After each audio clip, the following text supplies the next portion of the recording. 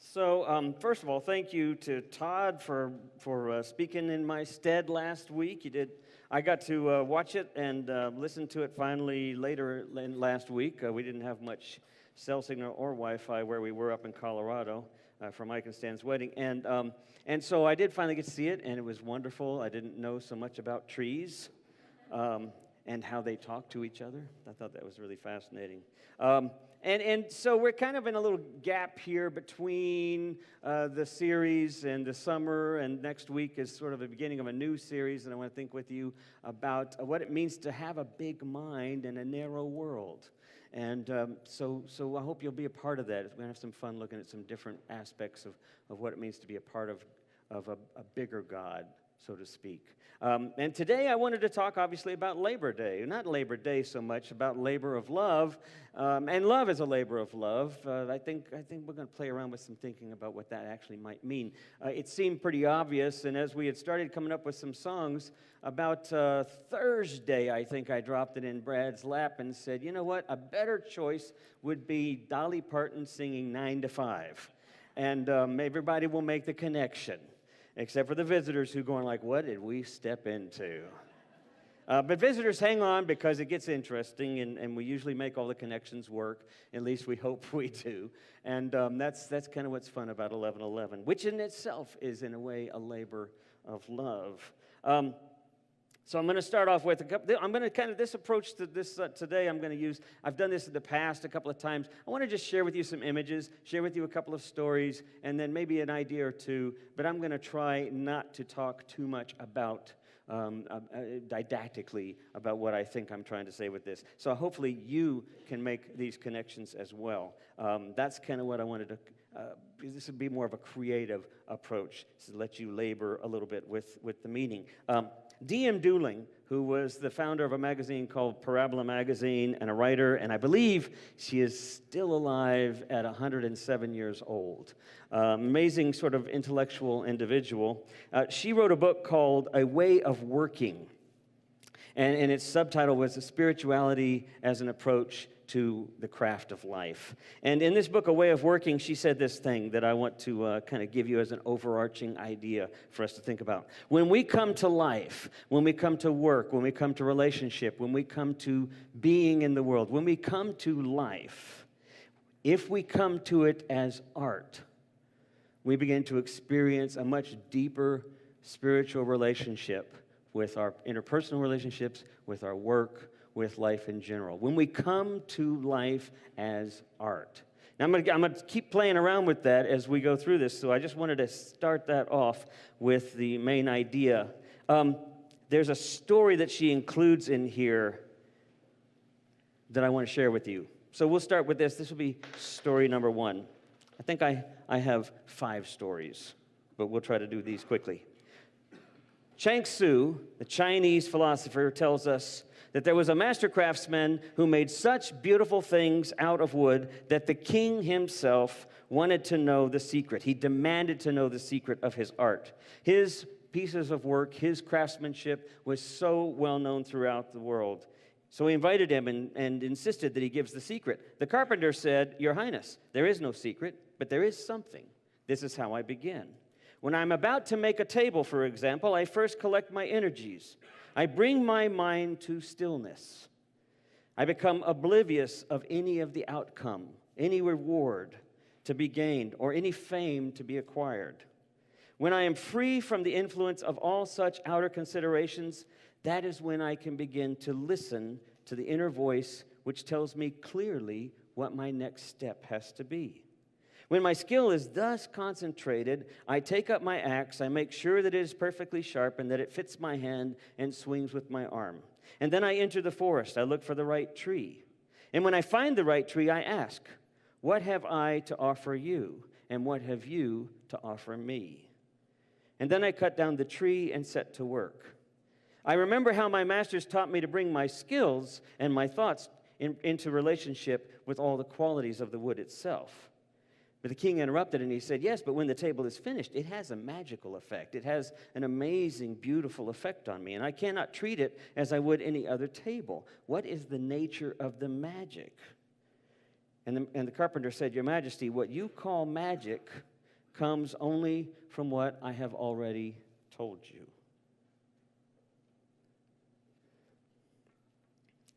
Our text this morning in 1 Thessalonians is an interesting text.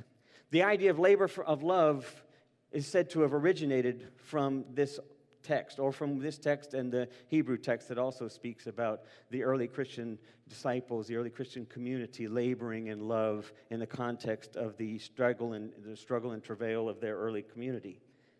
This idea of labor of love gets caught up, I think, in our language when we try to describe something that we do, like a craft, or like an art, or perhaps even like a volunteer work, or perhaps more like working with a difficult situation and no pay and no outcome, and yet we still participate in it, right? And we call that a labor of love. I think we miscall it that, and I think we misdirect what we're actually trying to say. But if we look at 1 Thessalonians, we get an idea as to why this arose this way, why we come up with this phrase. Thessalonians was written before the Gospels. It was written around 50 A.D., so it was written about 20 years after Christ's death. It was written at a time when things were in turmoil. Now, the temple hadn't fallen in Jerusalem yet. Rome hadn't sacked Jerusalem. That comes in about 15 years, but the tension was all there. From the Jewish community, because of this new Jewish sect that was arising, right? Jesus was a Jewish sect. And this new idea was beginning to contradict everything that they had in some of their traditions, but it was a growing community. So there was this tension.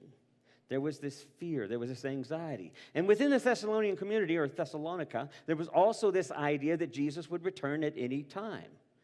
Jesus was to have been the Messiah that was supposed to start the new kingdom, to redeem the world, to get rid of the Roman oppression, to finally establish a kingdom that was the way that their lives were supposed to be, what they'd always hoped for, and yet this didn't happen. So there was this pressing, imminent idea that any moment. So everything about love was centered around fear.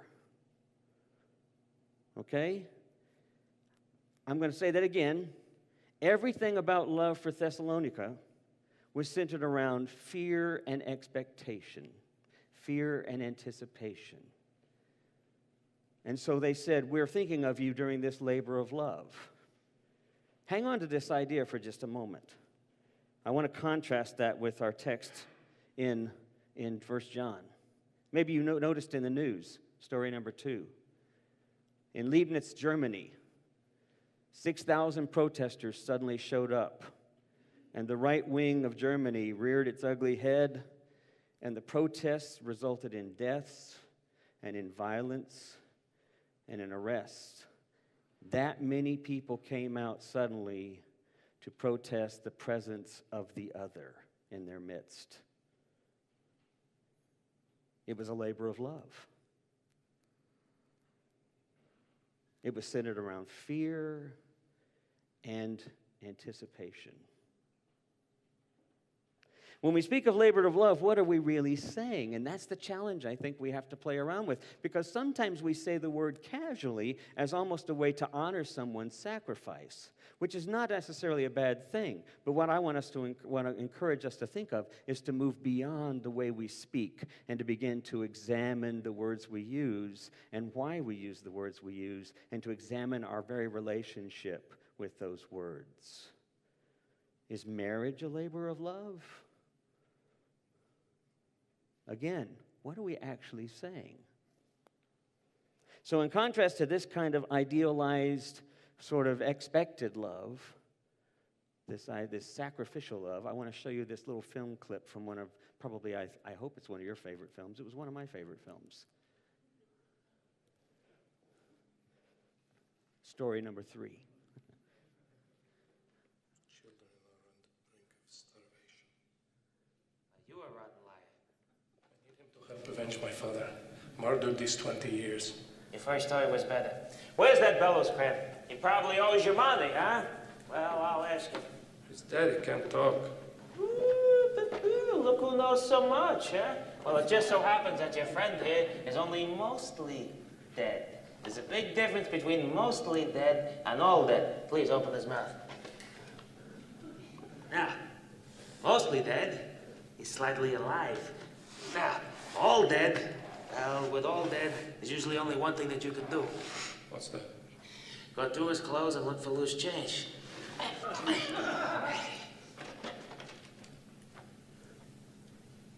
Hey! Hello in there! Hey! What's so important? What you got here that's worth living for?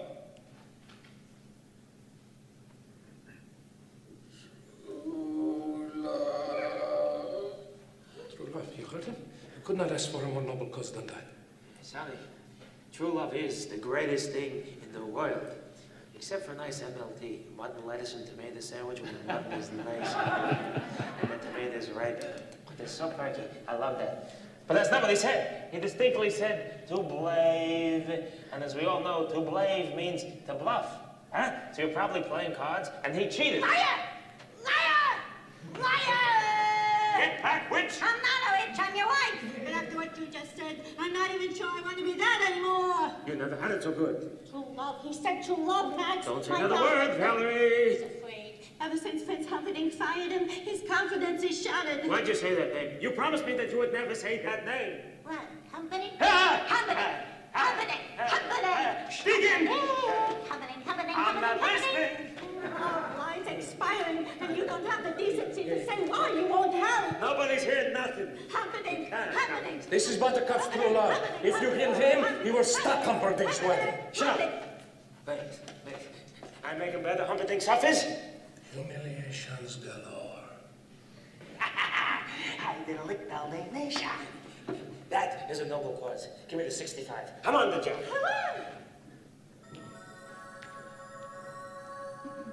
That's a miracle pill. Chocolate coating makes it go down easier, but you have to wait 15 minutes for full potency.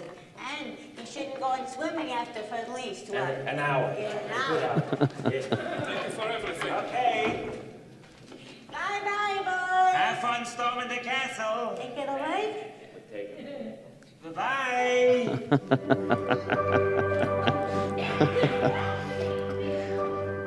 Idealized love, right? True love. Again, think about the story. The story represents so much of how we talk about love and how we enter into relationships. I listened to Alan de Botton not too long ago, interviewing with Krista Tippett, and he was talking about nature of love. And he said, we enter into love, we enter into our relationships with this sort of idealized expectation of what we will be to one another, or maybe perhaps what we unconsciously need from one another. But he says, in reality, marriages are difficult. All of us know how challenging relationships can be. And we also know the statistics in terms of how many relationships succeed, in terms of they stay together. And this idea of labor of love seems to apply to it because it seems to suggest that there's this commitment. There's this value commitment. But what Alex de Botton says is that we ought to enter every relationship, and I see we have young adults in here too, that we ought to enter every relationship first by saying, hey, tell me, first date, tell me what's really crazy about you. I need to know what's really scary, crazy about you. And then we ought to tell them quite honestly, okay, here's some of my darkest stuff right here.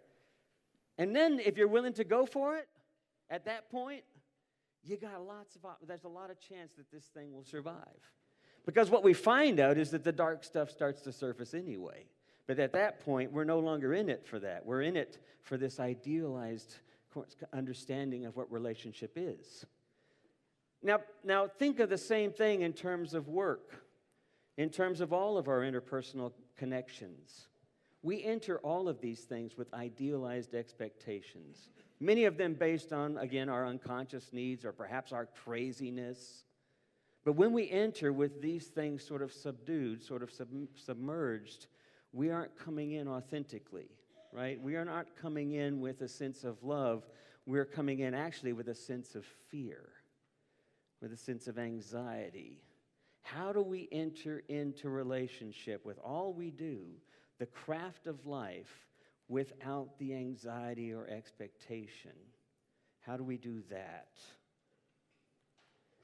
So a few weeks ago, I went to my favorite theological institution, right? Old South Pancake House. And I go there often. Todd talked last week about being a professor of sociology and psychology and social psychology, and we've had lunch together, as he mentioned it. One of the things I love, if I hadn't been a minister or a traveling storyteller or a musician, what I probably would have loved to have done is to pursue social psych, because I just love observing people. I like watching and studying people. Old South is a great experimental field for observing people, but life is in general, and that's why I want to have pie with you people. Okay, not really. I just want to get to know you, but I am sort of taking notes and stuff. But I love being at Old South. So I was actually meeting somebody for pie, and a number of you have actually said, I'd like to have pie with you.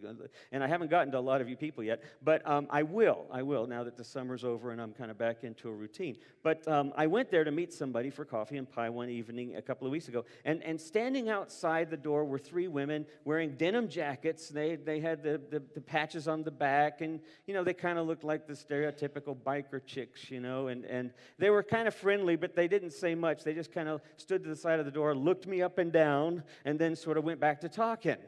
And as I got to the door, these three guys were coming through the double doors there. So I went ahead and I opened up the door. And these guys were big. These were big guys, and a couple of them bearded, tattooed, covered in tattooed T-shirts. One of them had a jacket on. The first one came through, just kind of nodded at me a little gruffly, a little intimidatingly. The second one didn't even look at me. The third one, the biggest of them all, wearing a sweaty T-shirt with a scruffy beard and a cap, and tattoos up and down his arms, towering over me, probably 75 pounds bigger than me, came over to me, stopped, looked right in my face, and said, "I love you." And I almost jumped back. I was like holding the door, and I was smiling at him, and before I had a chance to say thank you very much and take 2 safe steps back, he came into me and gave me a big, sweaty bear hug. And as he was hugging me, he said, "Man, I love you." And I'm like, "I love you too." And I was patting him on the back, and I was looking up at him, and he says, "That's great. That's awesome." And I said, "Yeah, thanks, you're awesome too." And he walked off, right? And I thought, I don't know, was he just making a joke out of me? Was this just some kind of intimidation thing? And as he got with his buddies, I heard him as he was walking off. And he looked at them and he said, "That guy, I love him. He's great." And I went inside.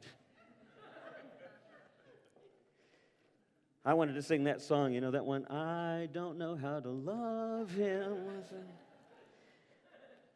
This idea of how we find relationship that's authentic to me is the challenge. It's how we come to this sense of joy and self-expression, no matter the anticipation, no matter the societal sort of expectation or definition. It's back to Chang Tzu and the story of how do I create this magic. It's not magic at all.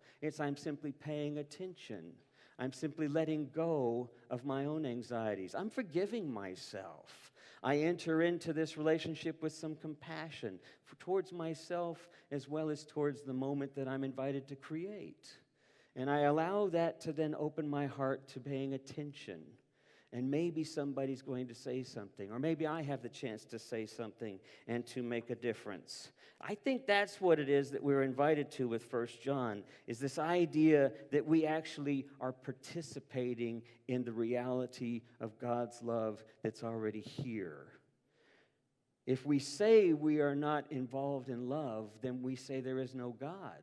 If we say there is God, what 1 John is telling us is that we are already participating in this love. Now, 1 John was written 75 years after the death of Christ, around 100 AD, 110 AD. 1 John was written to a whole different Christian community. Think about it. A lifetime had passed. Already more than a lifetime had passed. Jesus didn't come back the way everyone was expecting at that time. And so now they're dealing with something else. Who was this Jesus? How did this Jesus come about? And there were the arguments that Jesus was a spirit, totally divine, not even really present physically. Jesus was sort of a representation, an illusion almost. And then there's these others who said, no, that's the whole point of the incarnation. God was in Jesus.